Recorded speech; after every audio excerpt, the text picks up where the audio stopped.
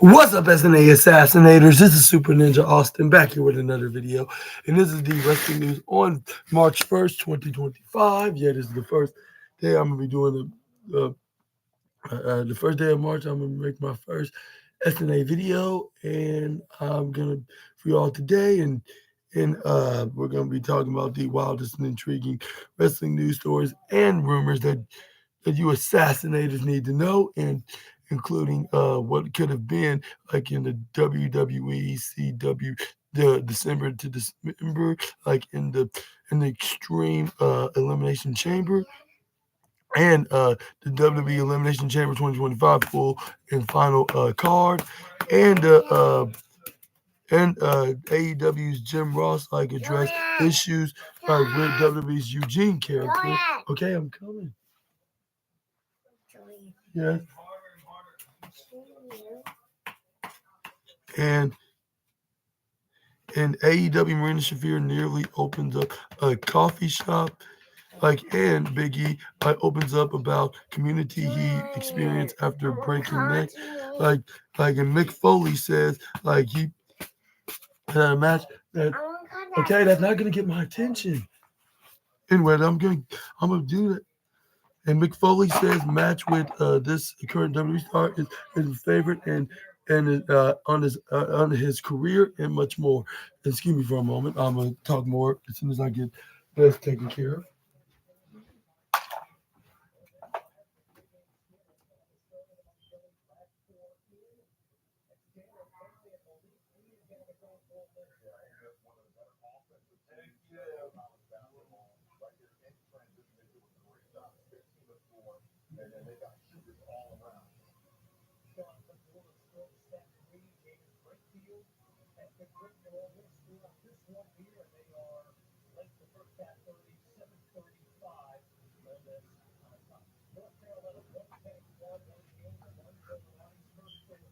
Ain't got nothing really going on today.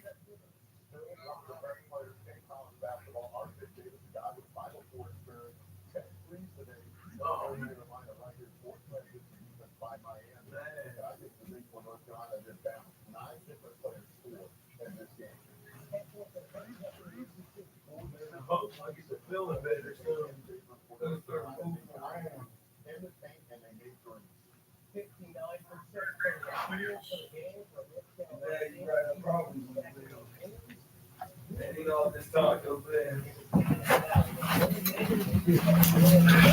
All right, Assassinators, I'm back.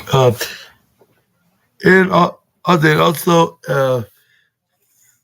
formerly known as Jinder Mahal, now known as Raj Desi, reflects on his last WWE title and plus much more.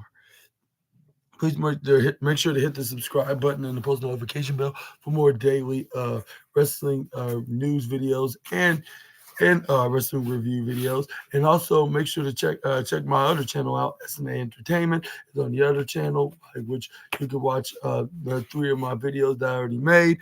I'm planning on making the 4th one by tomorrow around the same time, if not earlier. But for now, let's get into the first story as what could have been with WWE's ECW December to Dismember and the Extreme Elimination Chamber.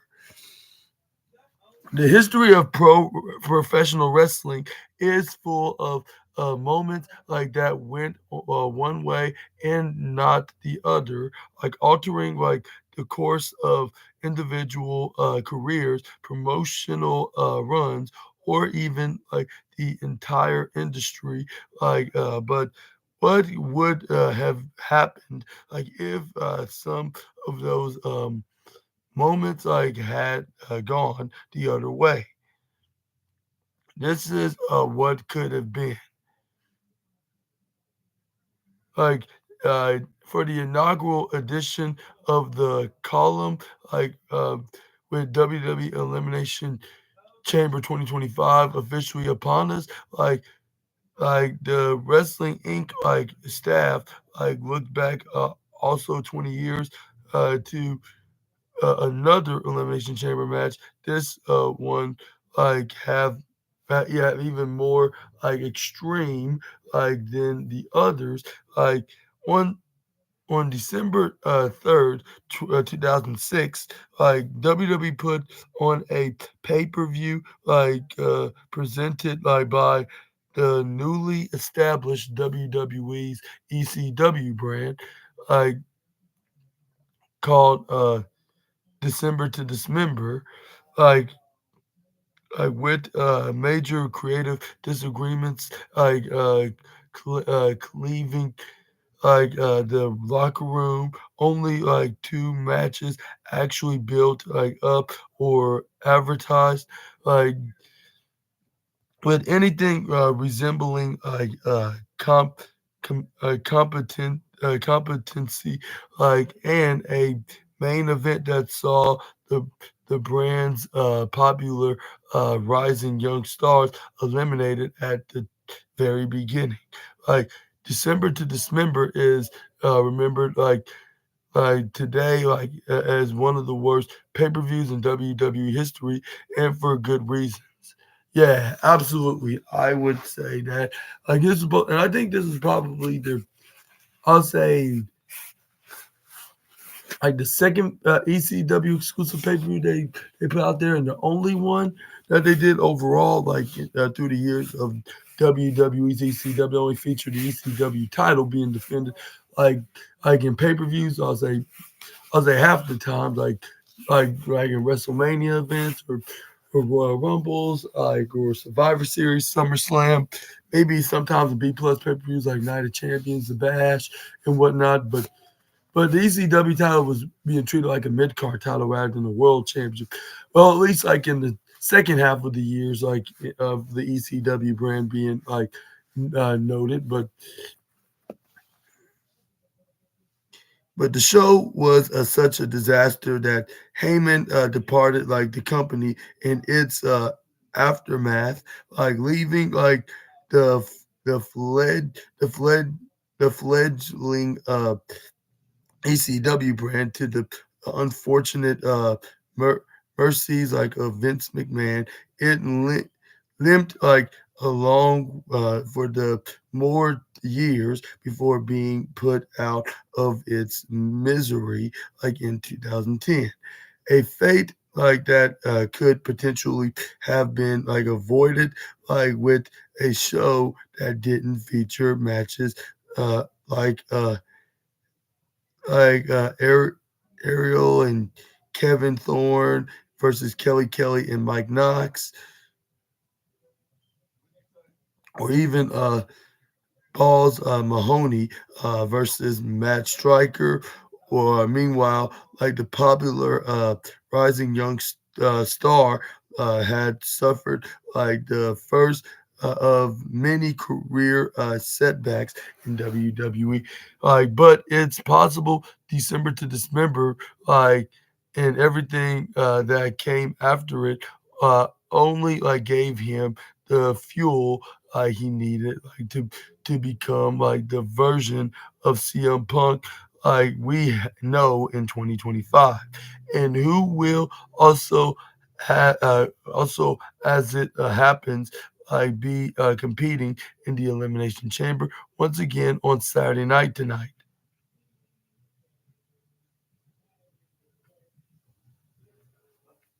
And for an example, what if Paul Heyman had stayed in WWE? And interesting questions like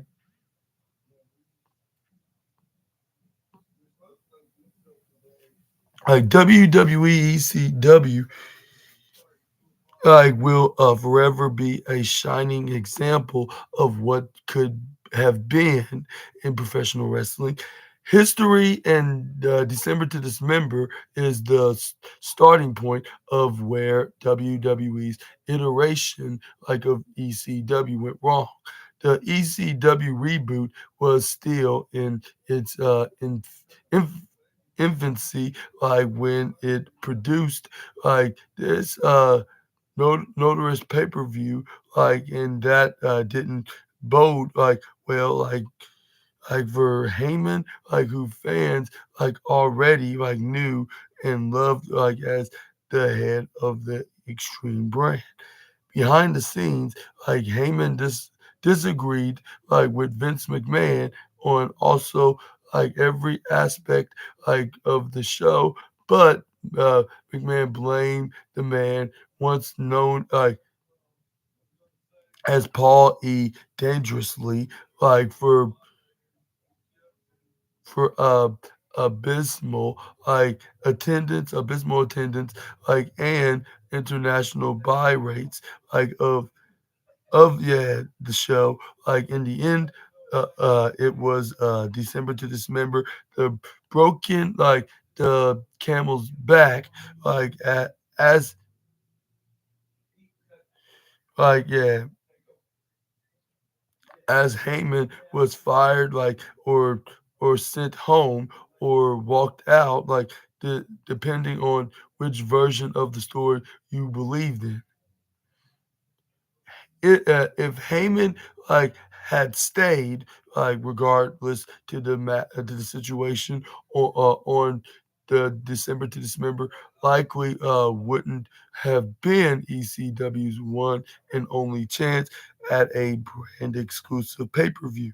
More likely it would be remembered as a minor growing pain during the transition to a WWE owned ECW, while the Extreme product may never have returned to its extra violent heyday of the 90s. It certainly would have a better shot of surviving, at least more than the 4 years it did.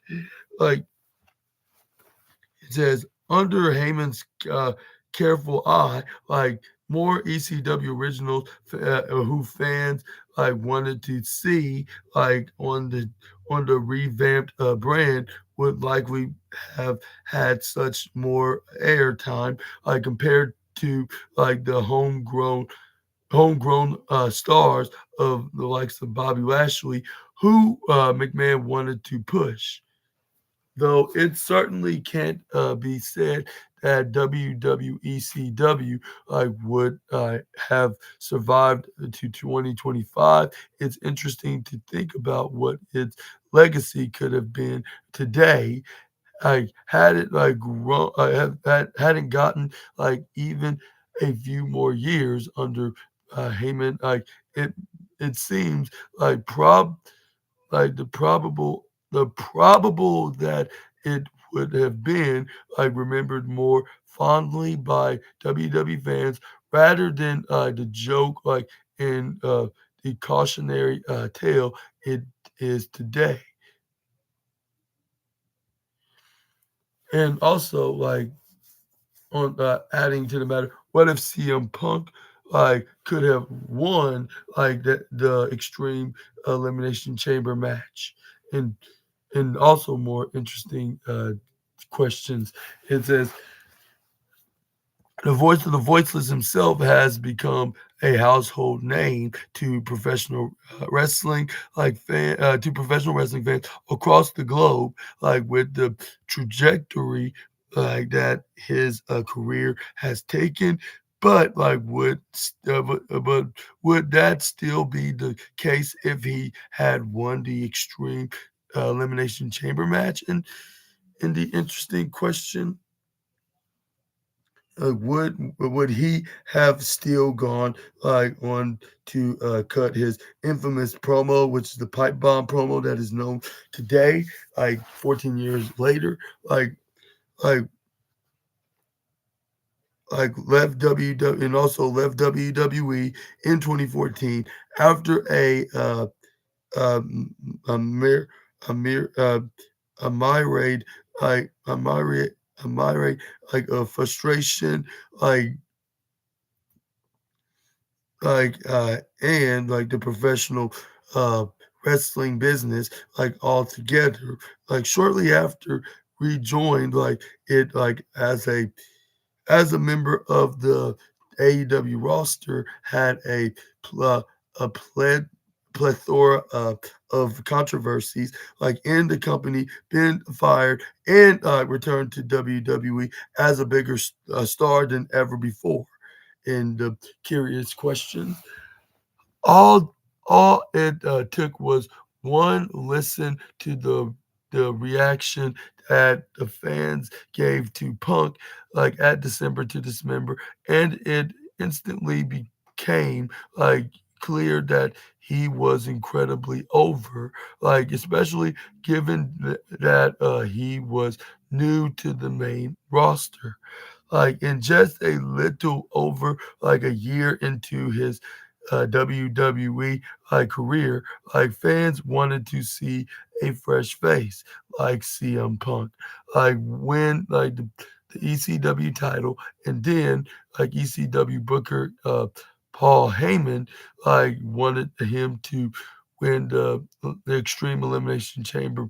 Like, however, Heyman was overruled by the McMahons, like, and Bobby Lashley emerged like victorious, like, and become the new ECW champion.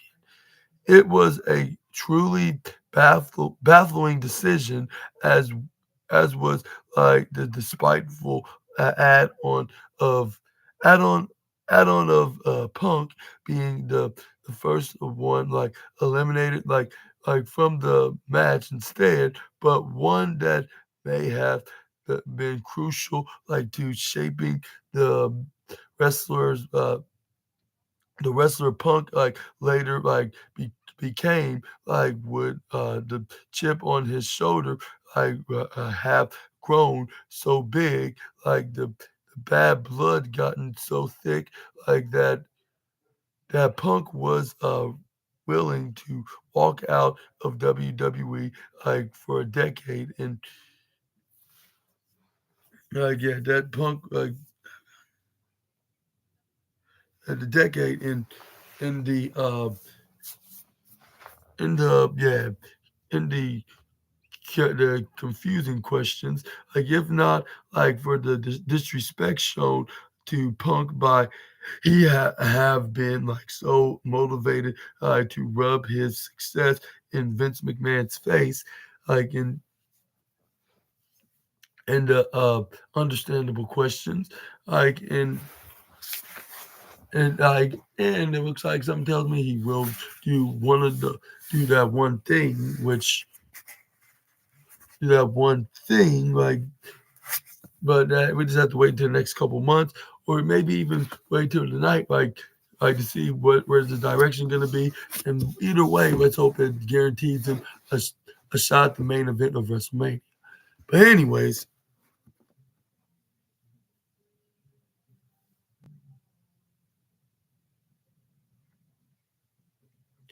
but granted, there could have been positive ripple like effects, some positive ripple effects like from Punk winning the extreme elimination chamber match, like including like the event like itself, like not being like viewed as a historic cat what is it? Catastrophe, catastrophe, like the reboot of ECW would surely have played out differently, like with Punk like at the helm, like in drawing in new viewers, like and like demo, demographics, like under Heyman's continued stewardship, like there's a chance that if things like I had not played out like as they did, the reboot of ECW may have lasted like more than a few short years. Like, but would anyone risk like losing like the edge that made the voice of the voiceless truly like special? Like in exchange, like for a few more years of few a few more years of WWECW, even one led by by Punk and Heyman, in the what if scenario questions.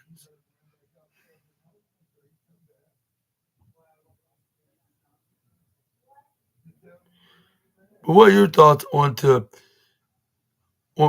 thoughts on to this little, I'll say, this hypothetical scenario, like, and what it would have been like if that infamous like ECW December to Dismember event, like especially that elimination chamber match in 2006, like could have played out. And do you think that CM Punk winning could have changed everything that ECW was uh was based on from 2006 till 2010? And do you think it would have been that ECW would have been could have survived like a bit more longer, or even like lasted like a or lasted up to this day, and like 15 years more longer than it more longer than it's originally ended. Like, let me know down in the comment section right down below. But I would say it could have lasted for a good decade at least, if not like a if not like a couple more decades. Like, yeah, considering if they play the books right, like this could have been like what NXT is right now, and I believe WWE right now is thinking the same thing. Like, well, I'll say new management at least, like saying like what could have been like if like the creative control was like someone like us, like actually listen to our fans and make someone like CM Punk into a young prodigic star. But, but yeah, like but it happened, and well, like we nothing that we can change about it. And even if we go try to change history in the time machine, it wouldn't be the same.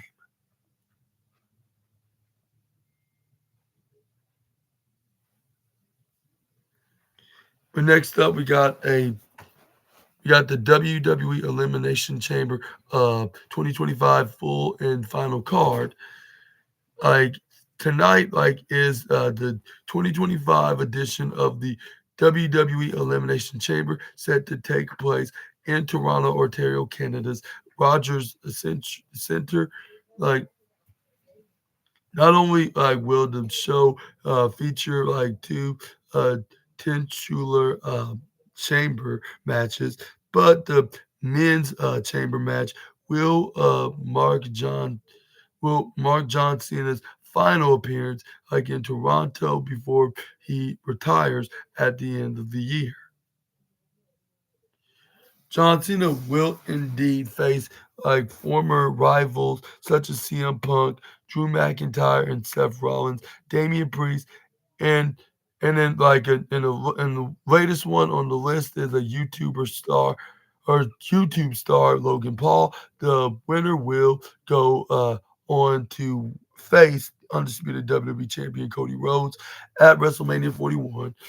Like, and while Cena is a front runner, like Punk, Rollins, McIntyre, and the rest of the lineup like have made convincing cases of like as of late, like for the women's elimination chamber match, like former women's world champion Liv Morgan, like former WWE women's tag team champion and women's champion Bianca Belair, and like another former women's champion Alexa Bliss and Bailey, and former NXT Women's Champion Roxanne Perez will face off for the right to win a shot to challenge current women's world champion Rhea Ripley, like how Becky Lynch did it last year. But this time, like it's any of these six women opportunity to go and challenge the current women's world champion for the shot at the title at WrestleMania 41 in Las Vegas.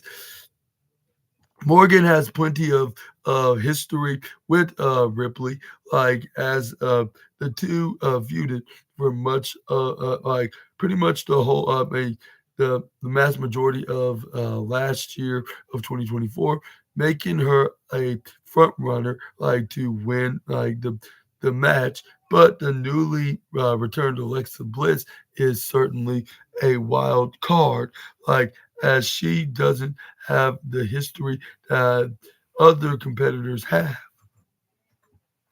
And it says right here, outside of Elimination Chamber matches, Tiffany Stratton will team up with Trish Stratus, like take on the team of Nia Jax and current WWE Speed Champion Candice LeRae. Yeah, not the men's speed champion, like the women's speed champion, like in a very, I'll say, standing ovation like tag team match, like and surprised the WWE universe, like on like like by defending like Stratton from Jax and LeRae, like and promising like to team with Stratton in Stratus's hometown. Like finally, we got the former Universal Champion Kevin Owens will once again like come to blows with his longtime best friend and rival Sami Zayn. Like Owens and Zayn reignited uh, their on again off again feud. Like following Owens' loss at the Royal Rumble, which saw him came up short in a ladder match against Cody Rhodes for the undisputed title. Like the match will be like unsanctioned by WWE, likely meaning like violence and possibly like even bloodshed. Like it says right here that said also the final boss Dwayne the Rock Johnson like has promised to attend the event in hopes of finally getting a claim to Cody Rhodes' soul. Oh, good. That's very delicious. Yeah, pizza is probably the best thing to eat, especially when it comes to lunch items. Like maybe I'll say also dinner as well. I'll say as a matter of fact, yeah, like pizza could be very good. Like when it comes to any food like in the day of the any time of the day. Well, I'm not sure about breakfast unless it's breakfast pizza, but other than that, like yeah, it's a perfect thing to eat for lunch or dinner. I would agree, yeah, and I'm glad that you had some.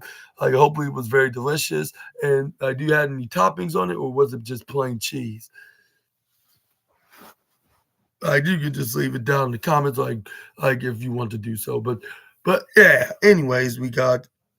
But I want to ask you this question: what are your thoughts on this lineup on these full match cards? And maybe I can understand why they didn't add an extra match because this segment with The Rock, is going with segment with The Rock trying to hear Cody Rhodes' answer of him gonna be selling his soul or whatnot. Like it's gonna probably be enough time to be like if it's like even for a 5 minute match, it's probably gonna give enough time. So it's probably gonna be like a match. So I guess they didn't have enough time to add another match. Like with their scheduling time will be like only just for like a good probably 3 hours. Like and that's probably enough time they can do the pay-per-view and get the fans to watch. They don't have to be on so they don't have to watch the show for a long while. But I wouldn't mind if it'll be 4 hours because it'll be featuring a lot of good matches that have stories to tell and championships that's gonna be on the line and to be interesting on who's gonna be retaining the championship while the others will be becoming the new championship in the title change or whatnot. But I guess it's best to keep the card like this, even though there's a lack of championships that's going to be on the line. Not even Cody Rhodes' belt that's going to be on the line tonight. Like so, that's kind of a bummer right there. Or even a mid card championship, like maybe Braun Breaker against AJ Styles, or LA Knight taking on Shinsuke Nakamura, or Chelsea Green taking on someone like Michin, or or Lyra Valkyria taking on Ivy Nile for her women's Intercontinental Champ. Or tell me about the tag team championship match, like with the War Raiders on Raw or SmackDown the with the DIY. I'm surprised. Like even though it's too much elimination chamber matches, but I really low key would not mind like seeing like a tag team match with the likes of DIY, the Motor City Machine Guns, the Street Profits, Los Garza, and what's the other ones? Uh pretty deadly, and maybe another tag team, which I'm not sure like who that may be. Like it's so confusing, like to see who could be the sixth tag team member, which they only they even though it's minimum, but at the same time it maybe this wasn't a good idea to release the Good Brothers, but like we could manage to find another tag team to be on the roster, and even Apollo Crews and Baron Corbin were perfect additions. But maybe we could see somebody on SmackDown makes to get the call up, like whoever that's not being utilized lately. I wouldn't be surprised if OTM could have been added to the match, like that. Oh, continue to to continue to make the SmackDown tag division thrive even more. I'm gonna let you guys to decide about that in the comment section right down below, like about how it should be planned.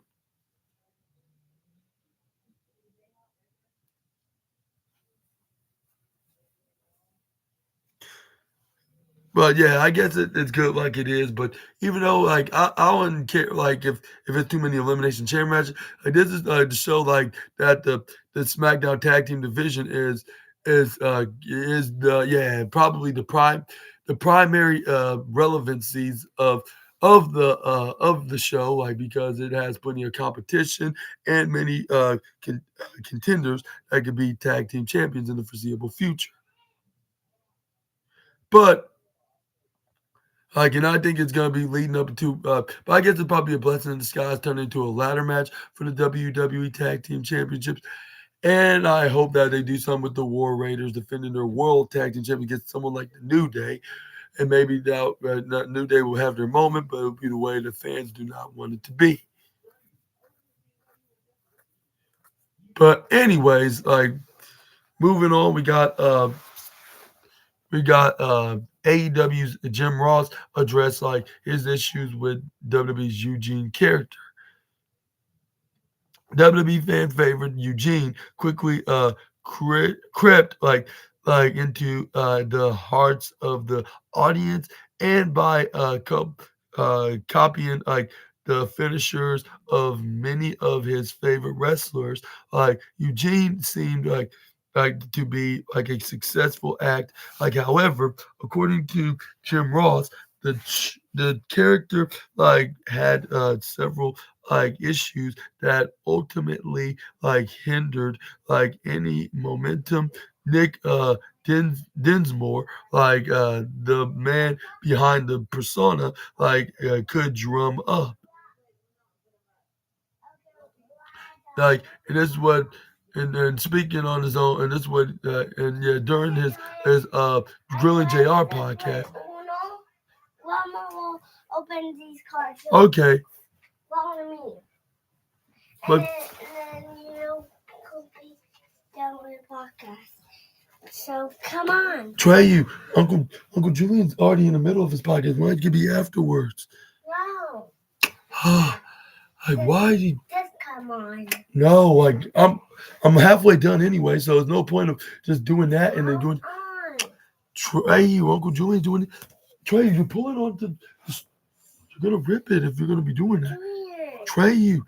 Come on. And during on an episode of his Grilling JR podcast, like he did have all the in intangible like he could work what I'm talking about, and then like with the Grilling JR podcast, this is what Jim Ross had to explain on the matter. Like timing is everything. Like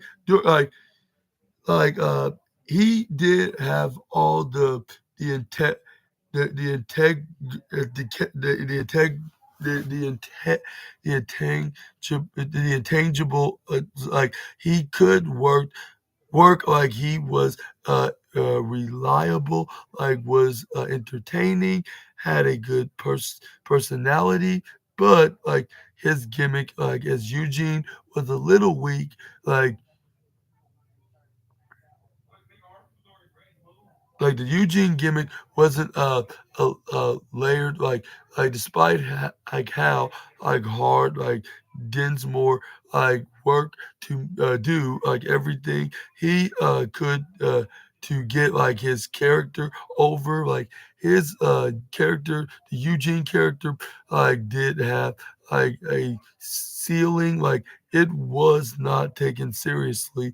And because it wasn't like taken seriously by the audience, like it wasn't taken seriously by Vince.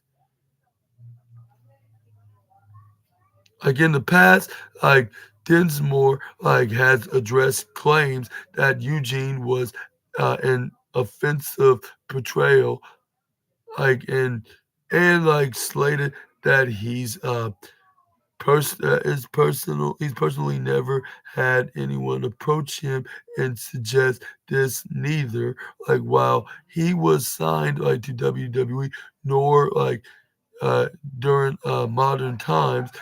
Furthermore, like Dinsmore like disagrees with the online consensus like that WWE couldn't get away like with portraying a Eugene character today. Dinsmore like also praised like both Vince McMahon and Triple H for the way they handled his booking as well as for their efforts like in getting him over during like their television segments like and matches together.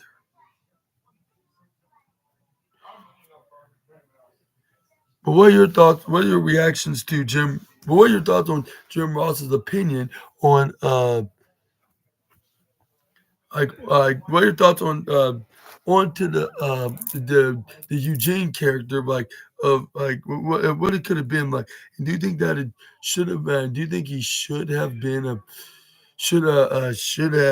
like a big time star than he was like with this character that was that that the fans were in favoring, like I should say, and do you think he could have did more than he done, like of him, like with him like being like over with the fans and even being very comedic, like of being the illegitimate nephew of Eric Bischoff, and he even won tag team gold with William Regal, like in a very comedic way, something similar to like someone like Team Hell No and even RK Bro before they even became a tag team.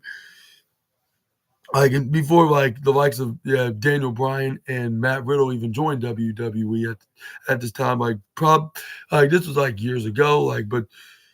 But like it, yeah, like but too bad like this underrated like character did not got over like to a world title run, like and yeah that would have been probably the best underdog story like that WWE has ever done. Maybe it could be the original Beard Man that was thought of as a comedic act. Like finally got got some respects and some attention to be a world champion and finally got the attentions of doing so.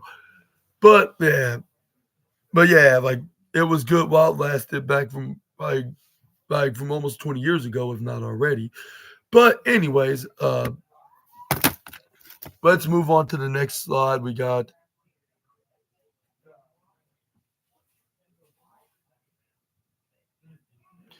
Next up we got AEW's Marina Shafir's nearly opened a coffee shop, and now we're going to be talking about like the one of the members of the Death Riders is going to be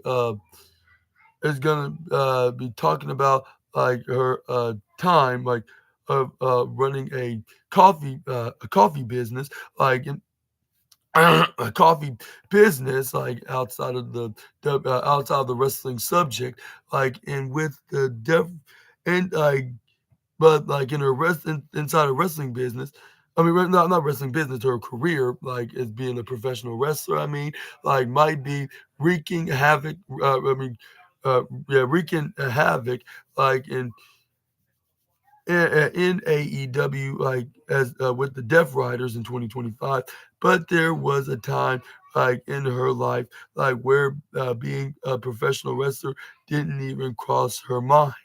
During like in a recent appearance, like on the Talk Is Jericho podcast, like Shafir explained like he how she left the world of mixed martial arts in 2015, after she found out she was pregnant, like like leading to her moving to Florida, to be closer with her husband, with her now husband, at this time, which is, we all know him as 1/3 or 1/5 of the Undisputed Kingdom, Roderick Strong, which I always reference and poke fun at, with both Roddy and Marina when I'm talking about anything AEW related onto the reviews.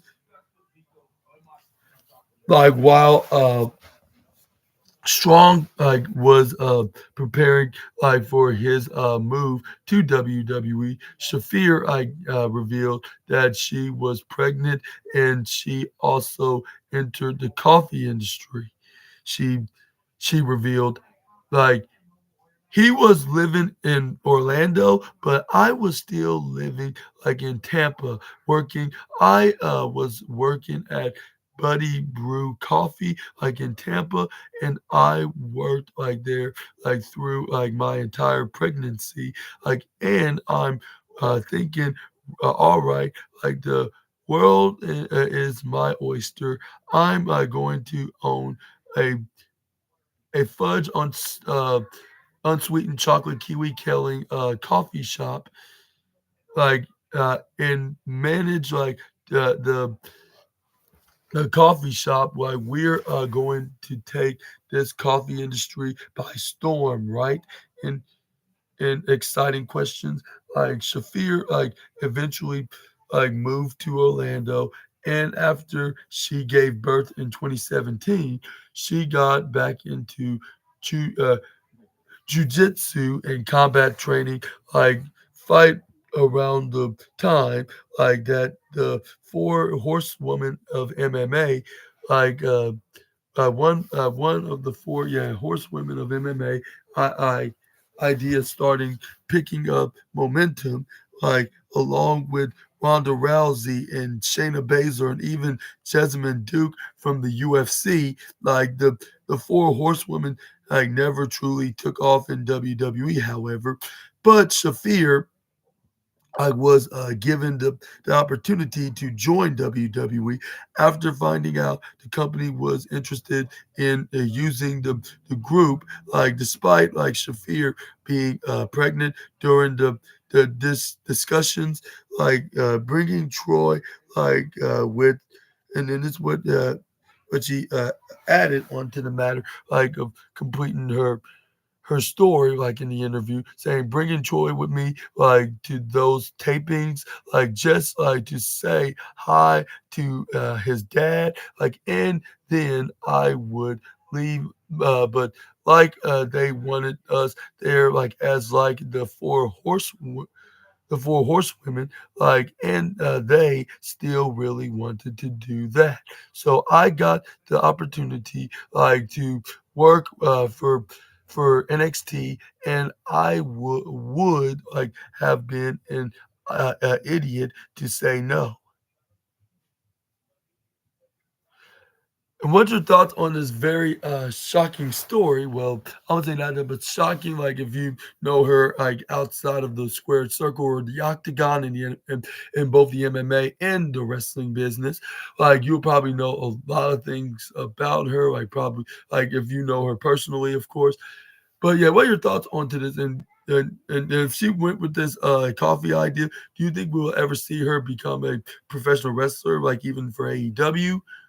Which I'm not sure, but the only time I probably remember Marina Shafir, was her time in NXT when she was one of the bodyguards alongside Jessamine Duke for Shayna Baszler. When Shayna Baszler was the reigning defending NXT Women's Champion, and she normally would help her and Jessamine Duke would normally help Baszler fighting her battles with the baby faces, with the likes of like uh what's his name what's their names, Kyrie Sane, with the likes of Kyrie Sane, Rhea Ripley, what's her name, Io Sky, and the first one is the babyface, of course, and Bianca Belair is also was her first one as the babyface, and and I believe Me Chin and Dakota Kai, Tegan Knox, like yeah, they normally like, and sometimes they even be in 6 women tag matches. Which the one I can remember by date is when Shayna Baszler teamed with Jessamine Duke and Marina Shafir to take on Bianca Belair, uh, Kairi Sane, and Io Sky when she was Io Shirai at the time, like in the 6 woman tag match on the road to NXT. Takeover New York, like when they were about to be in that infamous Fatal 4-Way match, which would be a little bit spoiler. Shayna Baszler won that match, by the way. Oh yeah, oh yeah, he's doing fine. Yeah, he's just being this adorable self. But yeah, but yeah, what's the other thing I wanted to say? Oh yeah, in Raw Underground, like when she was completely dominating the the women's side of the Raw Underground square ropeless circles that mirrored like a very similarities of MMA fighting, like what if it's for the UFC or a totally different promotion, but yeah, but yeah, I'll say I'm not sure if I would like think. I'll say I probably expect her to be a wrestler because of her fighting experience. And if I know anything about UFC, which unfortunately I don't, the only thing I know about like out of these 4 horsewomen is Ronda Rousey herself. But unfortunately, they never got a chance to do like a 4 horsewomen of the MMA against the 4 horsewomen of WWE, and that's a shame. Like maybe this won't happen right now. I'm not sure if it'll ever be. Like even if like the likes of Marina Shafir and Jessamine Duke, and the likes of Becky Lynch and now Mercedes Moné. Now, well, at that time she was known as Sasha Banks. Like is going to be coming back to WWE. Even if they come back, which I think they all 4 of them will come back. But I'm not sure about Ronda Rousey though. Is going to be coming back to do this dream match of of making make this dream match to happen. Maybe that even if she does come back, that'll be probably the particular reason. You got to admit that even Ronda Rousey would admit that could happen. But like and now looking at it, it just looks like it's may not going to be happening. But then again, like the old saying goes in the industry, you never say never. But yeah, let me know down in the comment section right down below if she would just stick into the coffee business and become the most best coffee seller in the world, like well at least the starting point in Orlando or wherever like the case and scenario was at in that whatever that was going on between her, Roddy Strong, and her son Troy. But yeah, let's move on to the next slide. We got Biggie like we got some Big E news, like says like that he's open about community for the community he experienced like after breaking his neck.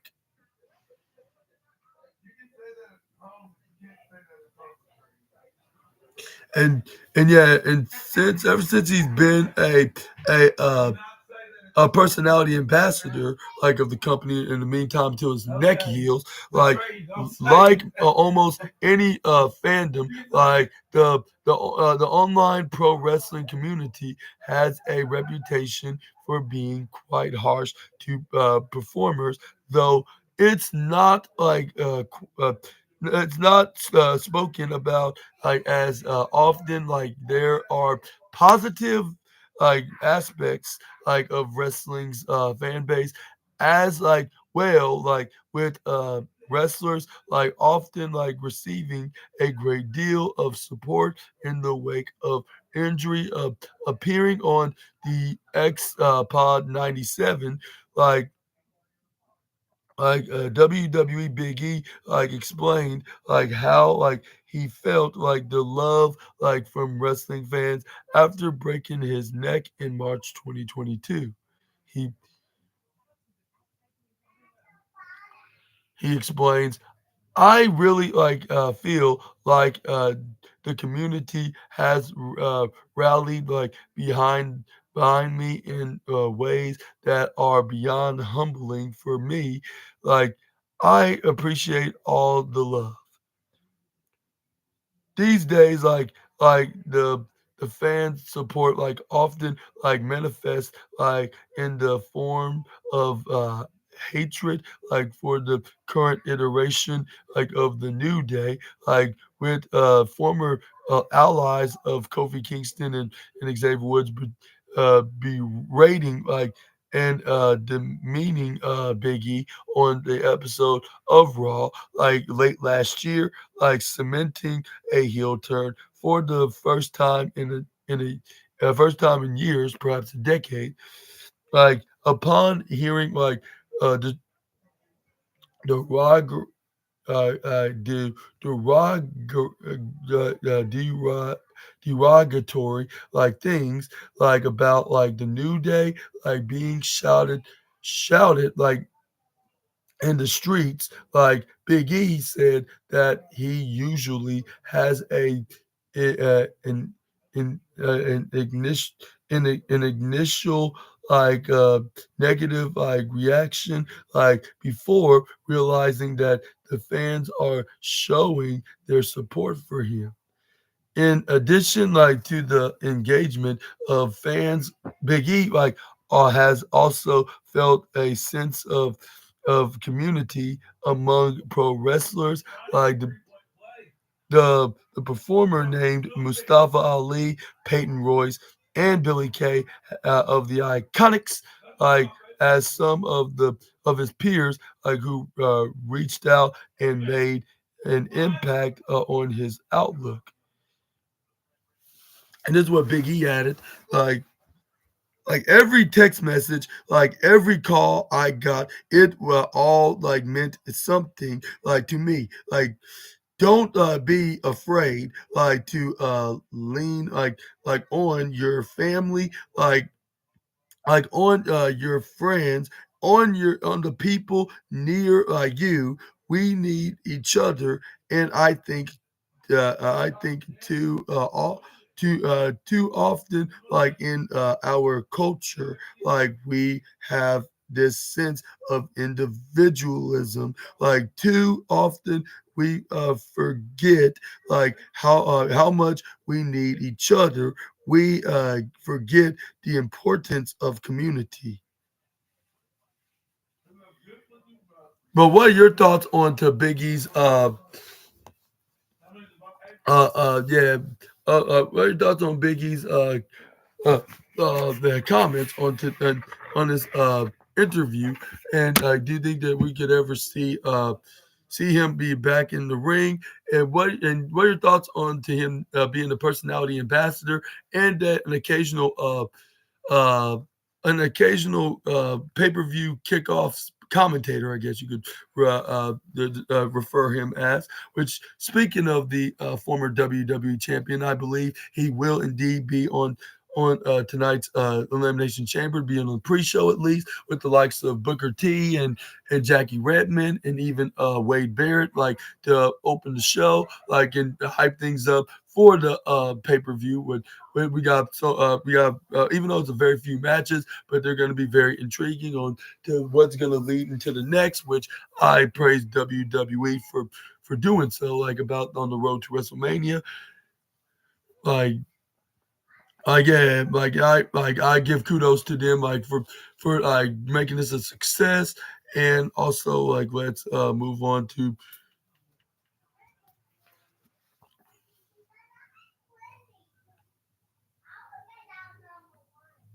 let's move on to Mick Foley news now, and he says a match this current WWE star is a favorite of his career.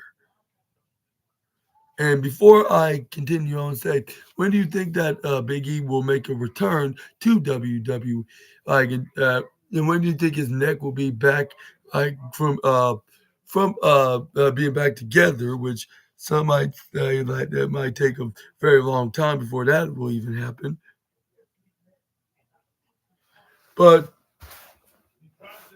too many to many Mick Foley is known for the hardcore legend, known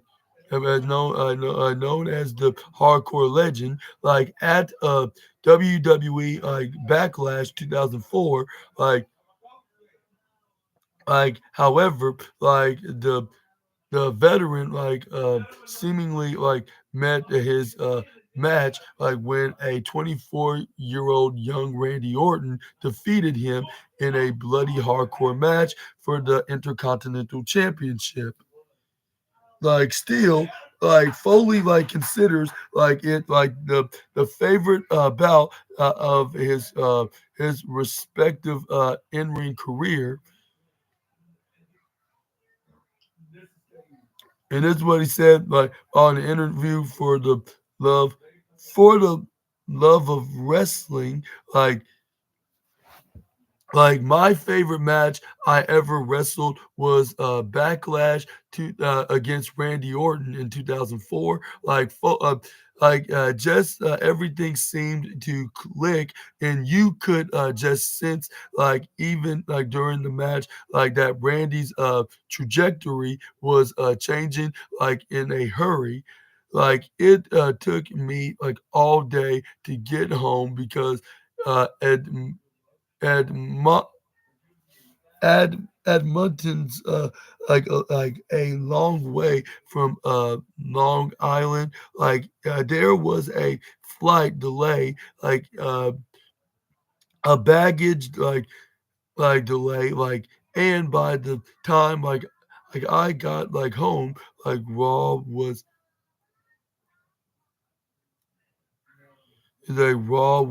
like already like on even was on even though I caught the red eye flight as soon as they announced Randy Orton. The reaction was so much different than I'd ever been in one night. We changed people's perceptions about Randy Orton. That's why I think that's my favorite match. In 2004, Foley was already an accomplished legend in the wrestling business. Meanwhile, a young Orton remained eager to prove himself as a legitimate performer outside of his family name.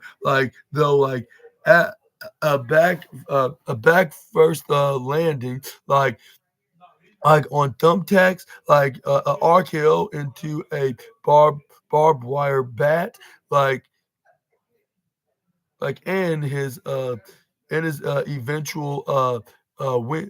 eventual win. Orton managed to achieve just that in a successful title defense. At Backlash, fast forward to 2025. Randy Orton is now a 14-time world champion, like trailing behind only John Cena and the Nature Boy Ric Flair, for the most world title reigns in WWE history. And what are your thoughts on Tim Mick Foley's favorite match of his career? And do you think that was probably the best match that Mick Foley has ever had? And maybe even Randy Orton as well. I'll say one thing's for sure. I think that was probably the reason why my brother was a big fan of him at the time because I remember he used to watch WWE more frequently than I did, but I do now. Back in that time, back in '04 and many other years, like 2003, 2004, 5, 6, probably the whole years of the ruthless aggression era. And he and John Cena, Batista, and a couple other guys and the Undertaker as well was the reason why he loved watching WWE at that time. Which I gotta admit that was the best time to be a wrestling fan next to the Attitude Era with the likes of Stone Cold and The Rock. In that time, was the I'll say the two of the Mount Rushmores in that era of WWE, which made it the most relevant and the most must see wrestling show in America and in the world as well for the wrestling entertainers, I guess you could say.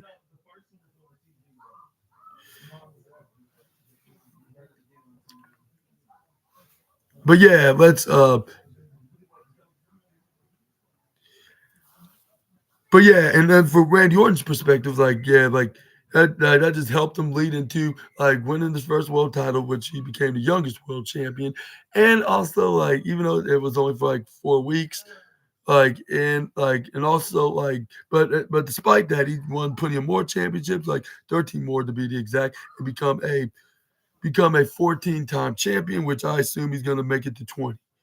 Like and beat the likes of Ric Flair, and then John Cena, breaking the record and whatnot.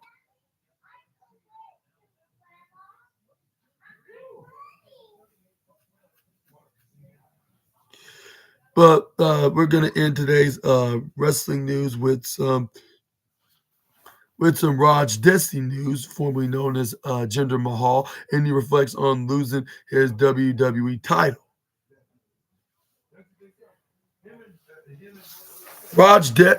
Desi once known to be once known to WWE fans as Jinder Mahal, shocked the world when he became the WWE champion back in 2017 by dethroning Randy Orton. To win like the title. Speaking of, yeah, Randy Orton, yeah, of course, yeah, he was the one to dethrone him in his 13th reign, if I'm not mistaken. But anyways, title for much of the year before losing it to AJ Styles just before that year's Survivor Series, just for that 6 month reign. That was an amazing moment for me. That's what Jinder Mahal said to Monopoly events. Like I had so much fun. In that match, I remembered after the match when AJ pinned me, I was amazed. It was amazing. Like Desi was happy to be a part of such uh, an electric moment. Even though he lost lost the shot he lost the shock of the win in the history of being part of the first WWE the first WWE title change, in Manchester, England, was enough for him. Like history was made in Manchester. The fans here in the UK, are so passionate that he added. Desi wasn't told until the night he lost the title, what the plans were, and the modern day Maharaja actually prefers it to be that way. That was just the nature of the beast at the time, and I think adjusting like at the last minute is good. It's nice when there's a surprise. According to Desi, he wasn't told whether there would be another world title run in the future, which left the possibility open. Like, but which it could be open. Like but ultimately, meant Desi went far Survivor Series, like into the road to WrestleMania, without a clear direction. According to Desi, it was not uncommon in the company.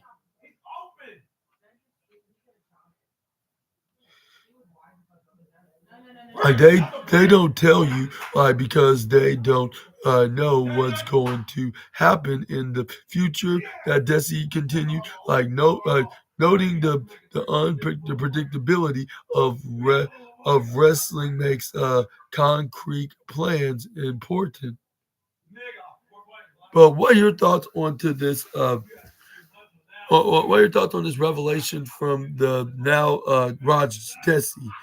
And do you think that we could see him back in WWE in the foreseeable future? And do you think he'll get a nice shot at WWE Gold? Or do you think that Or do you think that will be his last chance of winning WWE Championship, and he has more chances of winning World Championship gold like in outside of WWE at independent in the independent scene, and maybe even another major wrestling promotion like maybe a Major League Wrestling, maybe a TNA, maybe even a New Japan Pro Wrestling, maybe even like AEW if AEW sees interest in the former WWE champion. Like who knows? Like just leave a comment right down below on what your opinions about the modern day Maharaja or former. I guess that'll be it for now, Assassinators. And that was the look at all the wildest and intriguing wrestling news stories and rumors that you Assassinators need to know from I'll say the Wrestling Inc. article. And let me know in the comments which one was your favorite out of this list. And if I had to pick one, maybe probably Mick Foley's favorite match, like story, like that he told the Monopoly event, like that hardcore match was probably the most. I'll say probably the most legendary, like of a legacy, like that lead. Of a legacy of a like for a young star, like they're trying to be a star outside of his family name, like which it worked, like, and that's what helped him become a big time star and won multiple championships, accomplishments, and whatnot. I'll say the only thing that he probably yet to accomplish is win the King of the Ring for Orton's sake at that point. But like, yeah, I guess that'll be it for now. Hope you Assassinators enjoyed the video, and if so, please make sure to give a like on this video, big thumbs up, hit also the subscribe button and the post notification bells for more daily SNA videos. And also, yeah, like I said before, and I'll say it again, check out my other channel at SNA Entertainment, and also, and also, and also, like, yeah, make sure to check out both my Elimination Chamber review videos and and my my du- my AEW Collision review videos, which on the Elimination Chamber we got the men's and women's Elimination Chamber match, which features Seth Rollins, CM Punk, Logan Paul, Damian Priest, Drew McIntyre, CM Punk, and John Cena.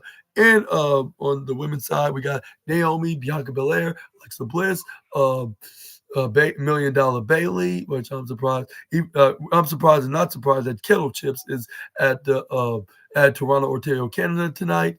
Or what makes me think that he's not, but he said he's going to attend on WrestleMania, like which he's going to be very proud. And maybe he has some to reveal like after Million Dollar Bailey have her match against Roxanne Perez, and also like whether win, lose, or draw. But anyways, we got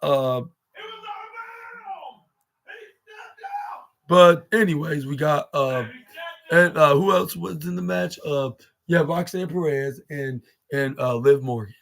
And and we also got the women's tag team match between current WWE Women's Champion Tiffany Stratton teaming with Trish Stratus against Candice LeRae and Nia Jax, and the unsanctioned match between Kevin Owens and what's his name, Sami Zayn.